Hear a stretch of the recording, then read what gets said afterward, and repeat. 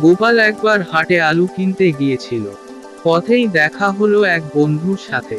রসিক বন্ধুটি গোপালের আলু খরিদ করার কথা শুনে বলল, তুমি যদি আলু বিনি পয়সায় খরিদ করতে পার 10 টাকা পুরস্কার পাবে।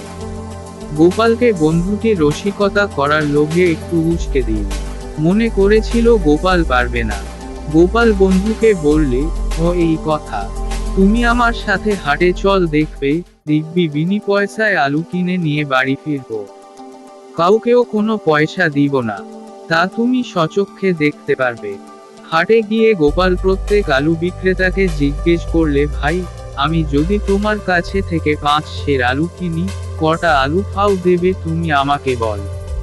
শীতের সময় সেদিন বাজারে আলুর প্রচুর আমদানি।